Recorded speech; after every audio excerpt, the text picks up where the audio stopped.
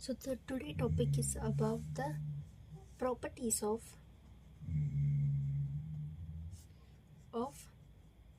DFT. So DFT is having totally 11 properties in that the linear properties one among them. What is the use of these properties is these property of an DFT is used to convert the signal in a time domain to frequency domain. So for that we are using the DFT, and the DFT process is having a lengthy process. So for that, in order to make a easier conversion from a signal in a time domain to frequency domain, we are using these properties where it is a shortcut to make a signal analysis, design, and as well as the processing. Okay, so let us study about this linear property firstly. Okay, first we start with the statement. Linear property of DFT states that x1 of n on performing DFT to the sequence x1 of n, it will give x1 of k, and also the x2 of n when performed DFT on it, the sequence, we get x2 of k.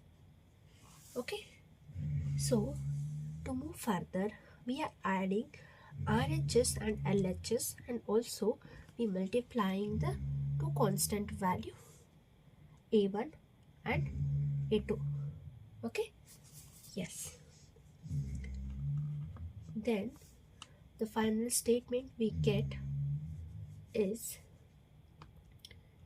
A1 x1 of en plus A2 x2 of en performing DFT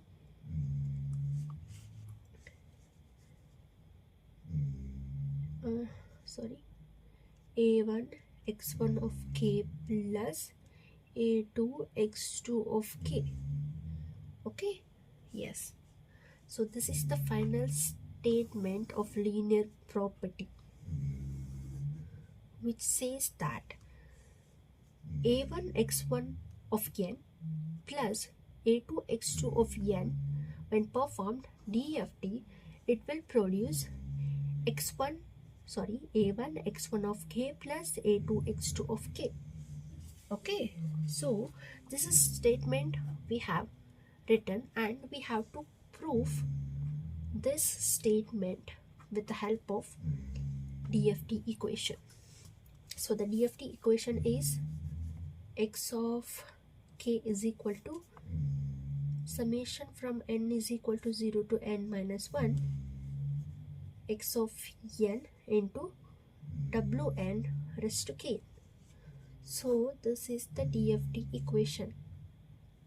Okay, in this statement, together this term we call it as x of n, and this term we call it as x of k, similar to this only. Okay, and we can say that this x of n is a summation of x1 of n plus x2 of n, which is containing two terms, and these are the constant values we have to multiply, and this is also the same. It is summation of this x1 of k and x2 of k, which is having a two terms in order to have a x of k. We are finding x of k here, so we have to get x1 of k and x2 of k. In order to get x1 of k and x2 of k, we need x of n in this equation, and as we know that this is the x of n, which is summation of these two. So we have to substitute those two terms in this equation. Summation from n is equal to 0 to n minus 1 a1 x1 of n plus a2 x2 of n into wn raised to k. Okay, we have to multiply this with this both the terms.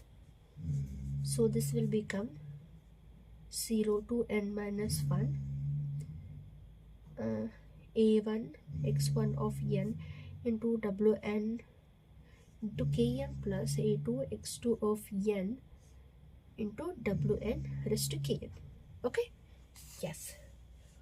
From this equation we have to take this constant values out of this, because when we don't have these terms it will exactly look like this DFT equation, right? So let's see this. Is equal to a1 is equal to 0 n minus 1 x1 of n into wn is to kn plus a2 is equal to 0 to n minus 1 x2 of n into wn raised to kn. Okay, yes. So leave this constant value, only think of this and this. So this equation looks like a DFT equation, where in this and this is same and this is same, only we have a changes x1 of n and x2 of n. As it is x of n, we call it as x of k. It is x of n, then we will call it as a1 x1 of k, then this plus a2 x2 of n. Okay, this is equal to x of k. So we have proved that the x of k is a summation of a1 x1 of k plus a2 x2 of k, which I have already told it here. The x of k is summation of a1 x1 of k plus a2 x2 of k. So this statement we are using during solving the problems. So we have to perform this x1 of n